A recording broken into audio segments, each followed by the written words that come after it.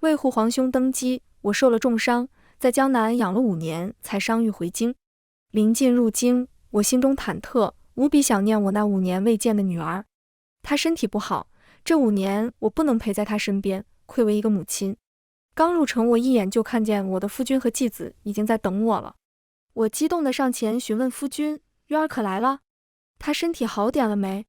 夫君和继子眼中同时闪过不耐，随后满脸笑意地从身后拉出一个娇俏却又陌生的女孩，亲昵地推到我面前：“渊儿，还不给你母亲见礼？”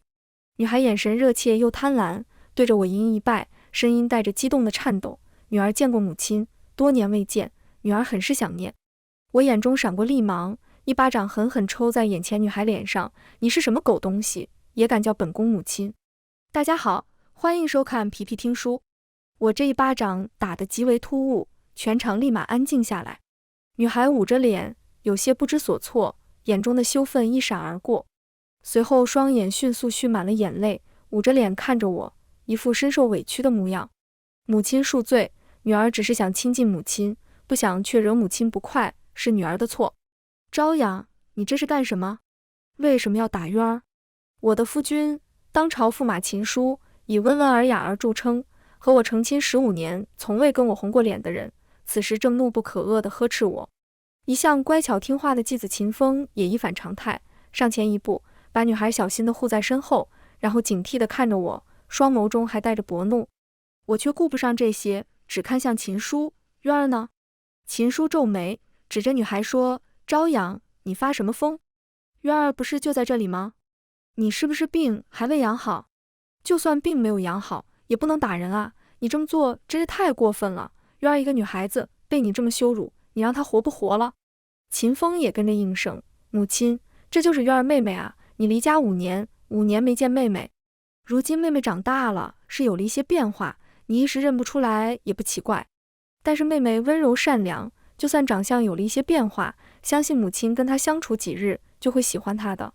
儿子可以用性命保证。”我实在没了耐心，直接打断他的话：“我再问一次，渊儿呢？”父子俩似乎察觉到我是真的生气了，两人对视一眼，都没说话。我的心一寸寸发凉，直接转身夺了一匹马，翻身上马，朝着公主府而去。长公主府门前，我直接就往里走。守门的小厮显然不认识我，恶狠狠地上前要拦我。长公主府，哪个不要命的敢擅闯？我也不说话，身后跟过来的贴身护卫直接把2个小厮拖到一边。我踹开大门就走了进去。一路走来，熟悉的府邸却没有一个认识的人，宫女太监居然没有一个熟面孔。他们看见我带着护卫气势汹汹而来，一个个躲得远远的。我拦住一个婆子：“小郡主现在住在哪个院子？”那婆子胆战心惊：“在瑶春园。”说完跌跌撞撞地跑开了。我心中反而松了一口气。瑶春园本是我的院子，也是长公主府最好的院子，因为院子里有一个从城外引进来的温泉，让院子四季如春，所以叫瑶春园。渊儿是我难产所生，身子从小就弱，我离京的时候就让渊儿搬到我的院子，想着有温泉在，她也好养养身子。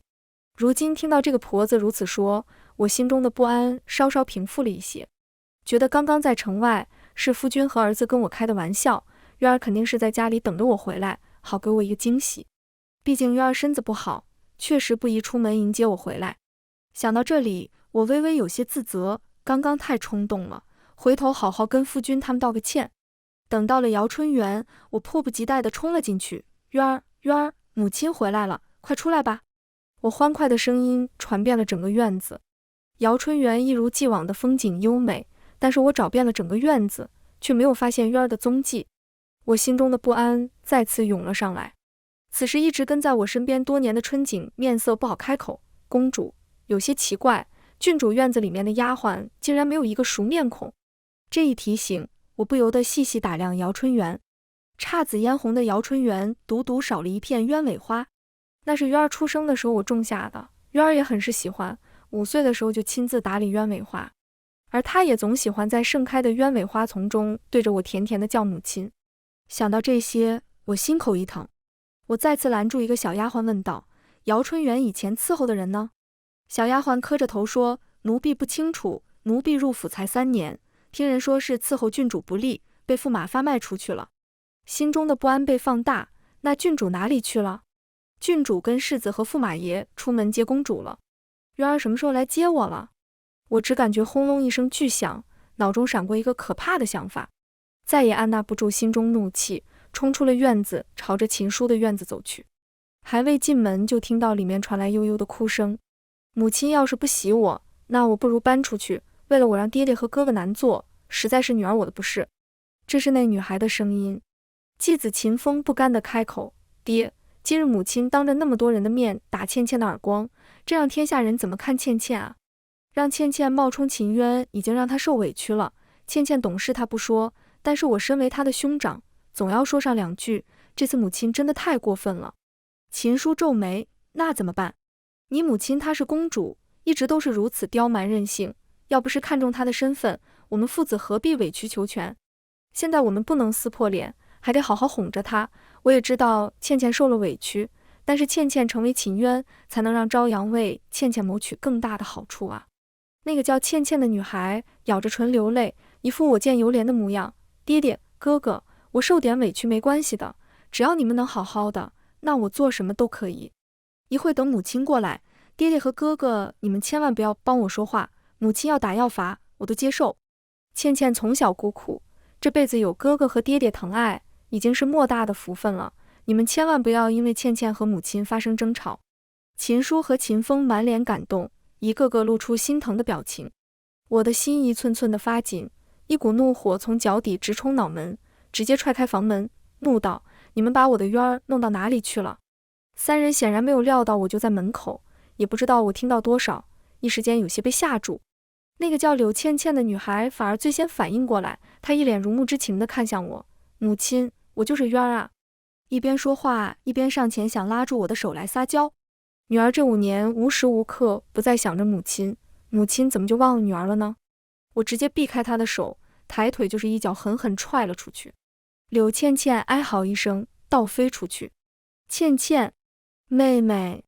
秦叔和秦风同时惊呼，惊慌地朝着那个柳倩熙扑了过去。我心中冷笑，这个时候不叫她渊儿了。朝阳，你到底要干什么？秦叔对着我大吼：上梁不正下梁歪，秦渊不尊兄长欺负幼妹，都是跟你学的。秦风扶起柳倩倩，也跟着谴责我：母亲，你怎么能随意打人？你真是太偏心了，秦渊有什么好的？他刁蛮任性，胡作非为，倩倩温柔善良，心地单纯，比秦渊不知道要好多少。我们让他来当秦渊是为你好啊，你怎么能如此欺负倩倩？她是无辜的。现在演都不演了，都直接跟我挑明了。我气得全身哆嗦，整颗心都好似要炸开一般，好半天我才找回自己的声音。所以渊儿哪里去了？秦叔上前一步，把秦风和柳倩倩护在身后，一副慈父模样，然后梗着脖子跟我说：我把秦渊送去庄子养着了，这件事我拿的主意，要怪就怪我，而且这也都是秦渊他自己做天做地，跟旁人没有关系。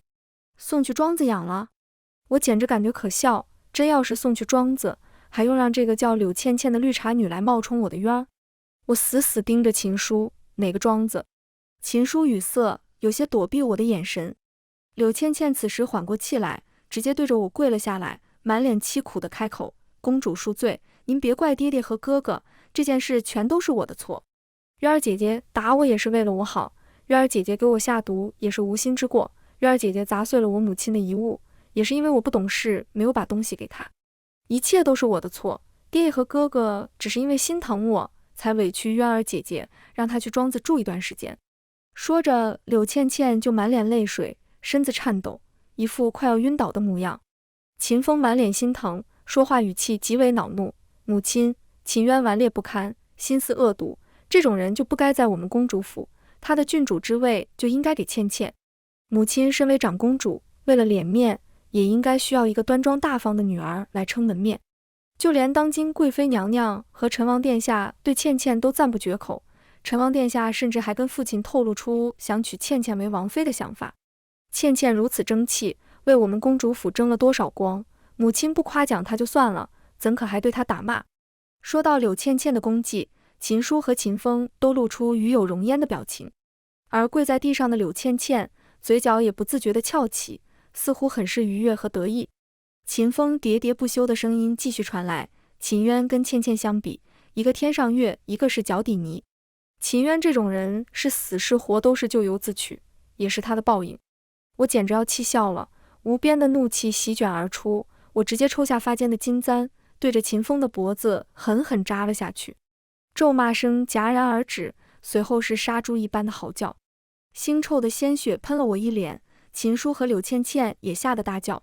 我饱含杀气的声音再次传了出来，最后问一次，我的冤儿到底在哪？秦风捂着脖子在地上打滚嚎叫着，秦叔哆哆嗦嗦地说不出一句话，反而是柳倩倩在惊慌之后迅速跪在我面前说道：公主息怒，渊儿姐姐这件事不怪爹爹和哥哥。3年前渊儿姐姐嫉妒哥哥对我好，想给我一个教训，给我下药，想找人坏我清白，结果被哥哥发现，说了渊儿姐姐2句，姐姐就赌气离家出走了。这件事是我的错，跟哥哥和爹爹没有关系。这几年爹爹和哥哥也一直寻找渊儿姐姐，只是一直没有消息。似乎怕我不信，柳倩倩还一脸信誓旦旦地指着外面的下人。公主若是不信，可以问府里其他人，他们都是亲眼所见，我绝对没有半句谎言。渊儿给他下药，还离家出走，我只感觉荒唐可笑。我看向秦风和秦叔，两人忙不迭地点头。倩倩说的对，就是这样。没错，没错。我深吸一口气，看向春景，传令下去，让朝阳卫全力搜寻郡主下落。另外把秦家父子和柳倩倩关押起来，本宫要知道3年前所有细节，一个字都不许遗漏。几个护卫如狼似虎地冲进来，朝着秦家父子和柳倩倩而去。秦叔气得满脸通红，指着我大骂：朝阳，你敢囚禁我，为了一个赔钱货，如此折辱我这个夫君，我要告御状！你大逆不道！我要休了你，我要休了你，让你跪着给我道歉！我冷漠地看着秦叔撒泼，面色没有一丝改变。柳倩倩此时终于变了脸色，她死死地盯着我，眼中愤恨如有实质。就算你是公主，你也不能如此对待我，我又没有错。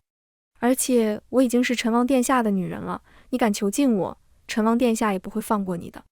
陈王，这就是他们的依仗。我心中冷笑，懒得纠缠，挥了挥手，示意护卫赶紧拖下去。呐喊声逐渐远去，我心中的怒气却越来越升腾。1个时辰后，我拿到春景调查到的所有信息，只扫了几眼，我就气得全身哆嗦。上面全部都是秦家父子和柳倩倩的奢靡无度的信息，但是我女儿的消息却是一点都没有。春景有些担心地看向我：公主，现在当务之急是先找到郡主。另外，刚刚府里有人匆匆去了陈王府，奴婢调查到柳倩倩和陈王已经有了首尾，听说陈王已经准备上门求娶了。如今皇后一直重病，太子示弱，贵妃恩宠6宫，陈王风光无限，如日中天。听说皇上还有另立太子的想法，很多大臣都靠拢贵妃和陈王，我们长公主府和陈王对上，只怕……我冷笑打断春景：本宫等着陈王过来，谁欺负了我的冤儿，谁就要付出代价，哪怕是陈王也不行。春景没有再劝，扩大搜索范围，悬赏10万两，本宫要郡主的下落。我沉声吩咐：是。春景领命离开，一路归来风尘仆仆，我却丝毫没有休息的想法，脑中只是不断地闪过渊儿的面孔，有乖巧的叫娘亲的画面，有欢笑奔跑的画面，还有5年前我离开时依依不舍含泪送别的画面。我的心一寸寸的揪痛，直到春景匆匆忙忙过来禀告：公主殿下，陈王殿下来了。我猛地睁开眼，随意擦去眼角的泪水，双眼逐渐冷了下来。那就赶紧请进来吧。前后不过半盏茶，一个少年龙行虎步而来，来人身材高大，气势不凡，只是一双眼透露着算计，让人不喜。侄儿听说姑姑回来了，特来问好。陈王裴焕对着我拱拱手，虽然是对着我说话，但是双眸一直打量四周，似乎在找寻什么人。怎么不见倩倩和秦风兄啊？这是遮掩都不遮掩了。我扫了一眼裴焕，问完好后就可以走了，今日还有事，不便招呼。裴焕脸上的笑容一敛，似乎觉得我落了他这个王爷的面子，语气也带着一丝恼怒。长公主好大的威风，你当本王不知道吗？你仗着父皇宠爱，无视国法，囚禁驸马和秦风世子，还无故牵连本王的朋友柳倩倩，真当本王也怕了你？本王今日来，就是告诉你，在这京城里面还轮不到你一手遮天。你如果不放了他们，就算你是父皇的妹妹，是当朝长公主，触犯国法，本王也可大义灭亲。我笑了，眼神却越来越冷。本宫若是不放呢？裴焕满脸寒霜，那今日本王就不走了，本王跟你玩到底。我没有理会裴焕，而是看向春景询问，他们可曾交代？春景摇头，奴婢无能，请公主降罪。他们这时还寄希望于裴焕来撑腰，这样也好，那就打碎他们的期望。我摆了摆手，那把他们带过来吧。春景点头退下，裴焕面露得意，眼中不屑一闪而过。三人很快被带来，虽然一身狼狈，但是没有什么伤痕，显然并没有严刑逼供。我有些皱眉，看向春景。春景低着头，小心地辩解了一句，他们名义上还是公主你的夫君和儿子。我有些生气，但是我也知道，现在不是说这个的时候。三人彼此搀扶着走了进来，柳倩倩看到裴焕，立马就来了精神。她凄凄爱爱地走到裴焕身边，为雨先流泪。裴焕慌了手脚，连忙哄了起来，倩倩，别哭啊，是不是受委屈了？有什么委屈跟本王说，本王给你做主。秦叔指着我大骂，朝阳，你对我们用私刑，目无王法，胆大包天，如今陈王在此，你还敢放肆吗？秦风白着脸，失血过多，让他有些有气无力，只能愤恨地看着我。柳倩倩身子晃了晃，有些娇弱地开口，我没关系的，只要能让公主消气，让我做什么都可以的，陈王殿下不必为了我跟公主置气。裴焕异常气恼，指着我怒斥，裴朝阳，王本王还称呼一声姑姑，你简直给我们皇室丢人。秦叔驸马为人谦顺，你不在这5年，他操持公主府，抚养秦风和秦渊，劳苦功高。秦风兄学富五车，为人义气，礼贤下士，不知道多少读书人受过他的恩惠，就连父皇也夸他有治国之才。倩倩虽是女流，但是她心地善良，乐善好施，每年歙州彭赠棉衣，就活了多少灾民，百姓都说她是活菩萨。他们为国为民，你不夸奖也就算了，居然还乱用私刑。今日本王要找父皇主持公道，哪怕你是当朝长公主，也定要治你一个滥用私刑、目无王法之罪。裴焕说的掷地有声，一副大义灭亲的模样。秦叔父子和柳倩倩则是一脸的畅快和得意。多谢陈王殿下仗义直言，殿下深明大义，秦叔佩服。我冷着脸上前一步，直接给了裴焕一个耳光，惊得所有人愣在原地。裴焕捂着脸，俊脸涨红一片。裴朝阳，你疯了吗？怒吼声几乎要冲破瓦砾。我冷冷地看着，淡淡的开口，春景，把调查到的东西说一下。春景点头，驸马秦叔在公主你离京这5年，在京中各大秦楼楚馆花费银钱4万两，府中有12个奴婢被驸马所强后发卖出去。驸马花费无度，为弥补亏空，偷偷贩卖了公主2个庄子和1个铺子来填补。世子爷秦风就进了同窗143人，共用银钱14000两。而这些同窗都是青楼常客，拿到银钱后就继续沉迷温柔乡。这些银钱都是世子爷秦风拿了公主的首饰出去变卖所得，各大当铺都有记档，公主府已经全部誊抄了一遍。柳倩倩是4年前入府，孑然一身，身无寸银。入府4年，先后赈灾花费11000两，这些银钱都是公主庄子和店铺这4年所赚。每日燕窝鱼翅，穿金戴银，短短4年花费达万两。春景一句一顿，听得在场众人脸色变了又变。秦叔和秦风欲言又止，满脸气恼。我轻蔑地看着裴焕，这就是你说的劳苦功高？这就是你说的治国之才？这就是你说的心地善良、乐善好施？好一个慷他人之慨，还真是贻笑大方。吃本宫的，喝本宫的，用本宫的，反手欺负本宫的女儿，就算本宫养3条狗都知道护主，这3人连畜生都不如。裴焕一时无言。我指着柳倩倩说道，来人，给我打断他的双手，偷用本宫1万两银子，这是小惩大戒。2个护卫领命过来，直接压着柳倩倩跪倒在地。柳倩倩惊慌失措地看向裴焕和秦家父子：“爹爷哥哥，救救我！陈王殿下，救救我！”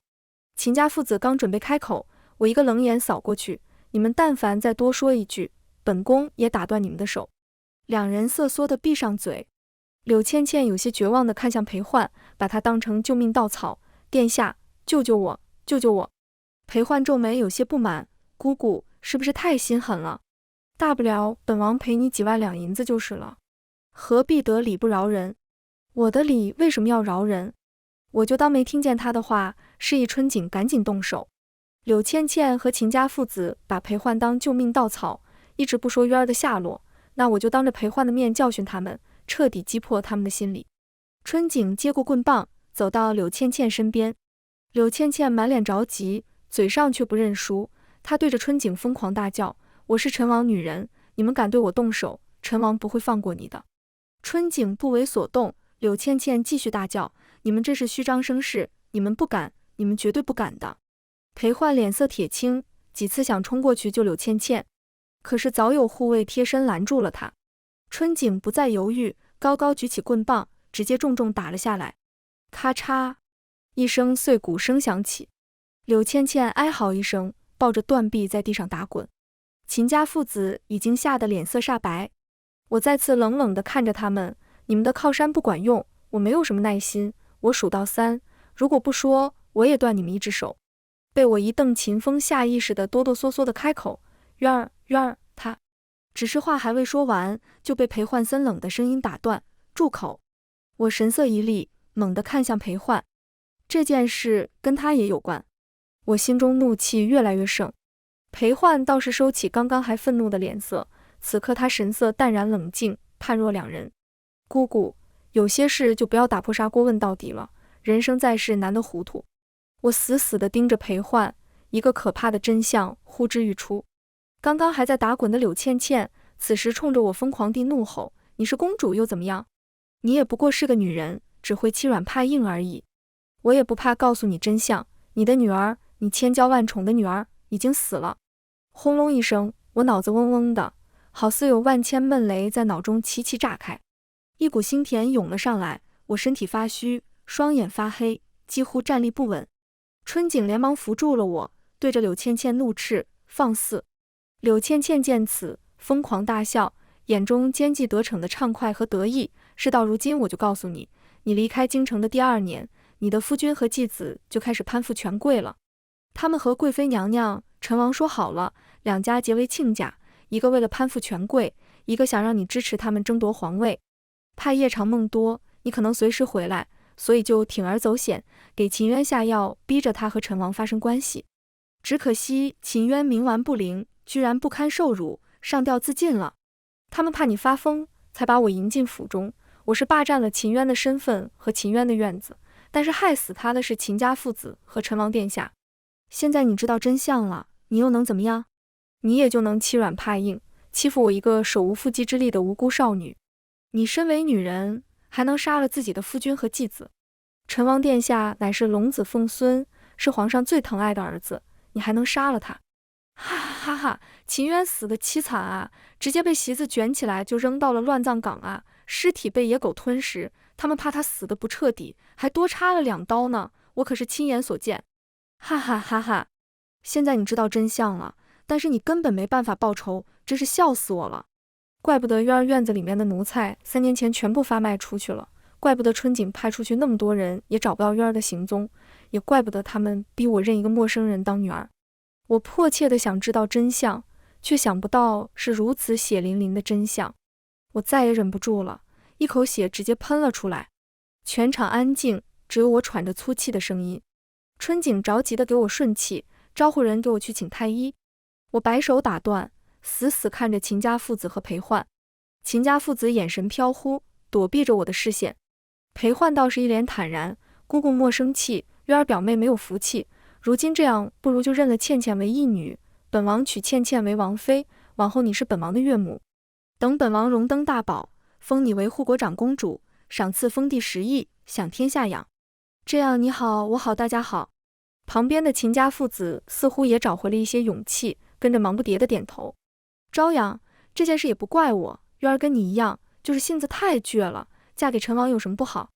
我作为父亲，也是为了他好啊，哪知道他居然想不开。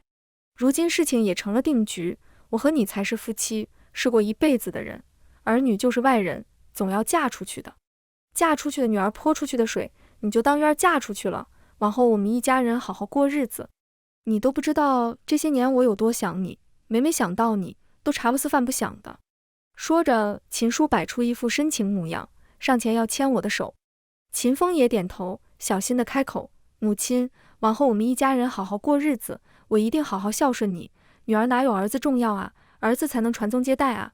我甩开秦叔的手，淡淡地看着眼前对着我露出讨好笑容的秦家父子。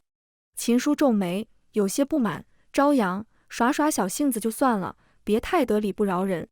你一个女人，就好好相夫教子就好了，只要乖乖听话，我肯定会对你好的。我深吸一口气，下定了决心，看向春景，吩咐下去，让朝阳卫围住公主府，今日谁也不许放出去，如果有人异动，杀无赦。我的话让全场安静下来。门外人影幢幢，一个个侍卫开始集结，把整个院子围了起来。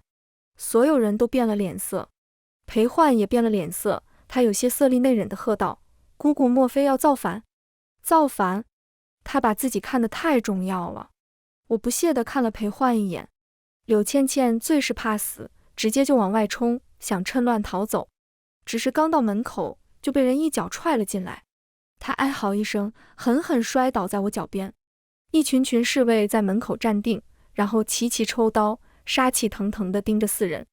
秦风瘫软在地，脸色发白，全身发抖，裤裆湿了一片。秦叔张嘴想说什么，最终什么也没说，只是小心地躲到裴焕身后。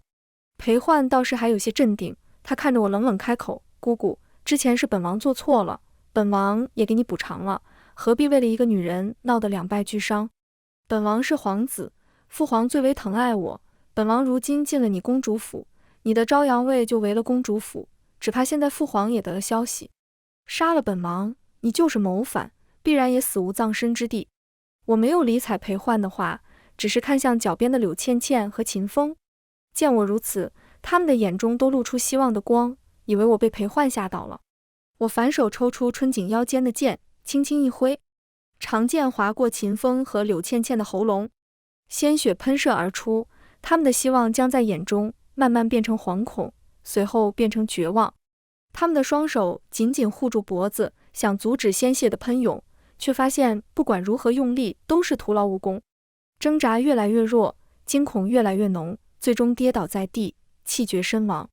秦叔大惊，跌跌撞撞地往外冲，却被门口的护卫直接拦住，然后推回屋内。秦叔跌倒在地，面上都是慌张，他双手撑地，不断地往后退，双眸惊恐地看着我，嘴里不住地呢喃：你不能杀我，我是驸马，我是驸马，我是先帝赐婚，我还是前大学士之子，杀了我，你也会有麻烦的，你不能杀我。看着眼前这个骚包男人，我真的有种可笑感。这就是我的父皇给我赐婚的对象，只是因为要拉拢文臣之首秦大学士，丝毫不理会秦大学士之子秦叔是一个流连烟花场所的纨绔子弟，坚持让我下嫁。皇命不可违，哪怕我是公主，所以我认命的嫁了，哪怕我知道眼前之人狼心狗肺，哪怕我知道眼前之人风流成性，在我生产之日还流连青楼，气得我难产。我想着自己过好自己的日子就好了，好好抚养渊儿长大，这辈子足矣。可是我是真没想到，他居然能丧心病狂到联合外人杀害自己的女儿。秦叔，本宫对你不好吗？任你玩闹花钱，从不限制你自由，因为生渊儿难产，造成无法再孕，也允许你过继秦风来承继香火。秦风和柳倩倩还有裴焕对渊儿如何，本宫虽气愤，却还理解，毕竟他们是外人。但是你是渊儿的亲生父亲，虎毒还不食子呢，你为何对自己的亲生女儿如此心狠手辣？面对我的质问，秦叔脸色惊恐，一句话说不出来，只能呢喃着：饶命，饶命。我叹气，手中长剑直刺秦叔的胸膛，手腕轻转，挽了一个剑花，一颗血淋淋的心脏被长剑挑了出来，落入我的手中。鲜红滚烫的心脏在我的手中还收缩了好几下。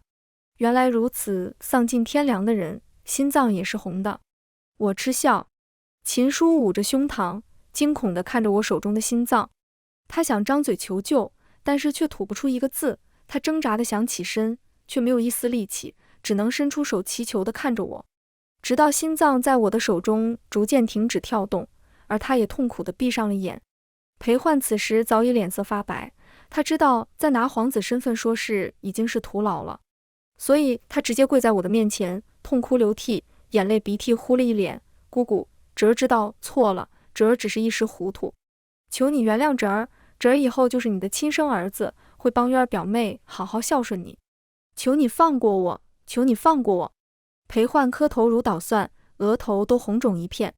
我无动于衷，手中长剑准备再次挥出，一个护卫匆匆跑了进来。公主，皇上驾到。此话一出，裴焕双眼中迸发出喜悦的光芒，这是劫后余生的喜悦。父皇来了，父皇来了，本王有救了。本王命不该绝，本王是真命天子。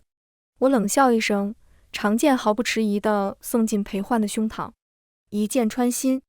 看着长剑贯穿自己的胸膛，裴焕有一瞬间的不敢置信。他颤抖着身子，不甘心地开口：你当真不要命了吗？杀了本王，你也难逃一死。我轻笑一声，从怀中掏出一枚雕刻精美的金牌，金牌上书4个字：如朕亲临。5年前，本宫护皇兄登基，被一剑穿胸，皇兄赏赐了本宫这枚金牌。他说，就算本宫谋反，也可免罪3次。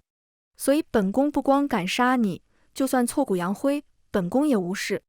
我一剑抽出，裴焕抽搐着倒下。我再一剑刺出，一刺一抽，一剑又一剑。裴焕痛得嘶吼大叫，却也只能无力地承受。求你给我一个痛快！我好似没听到一般，继续刺，继续抽。哀嚎声、求饶声渐渐变小，挣扎也越来越轻，直到地上的这个人血肉模糊，遍体鳞伤，我才瘫软在地。无边的黑暗袭来，昏迷之前，我看到禁卫军冲了进来，我看见一个明黄的身影跑了过来。10日后，我捧着渊儿的骨灰，带着春景行走在去江南的路上。有免死金牌，皇兄赦免了我，同样他跟我断绝了关系。而当日的惨案则被定为有贼人行刺陈王，陈王和驸马等人被贼人所杀，而我这个长公主因为受不了打击，决定剃度出家。抱着渊儿的骨灰坛，我看着夕阳，渊儿，娘带你走遍这天涯海角，我们母女永不分开。全文完，皮皮听书感谢您的观看，每天上新精彩小说，喜欢就订阅吧。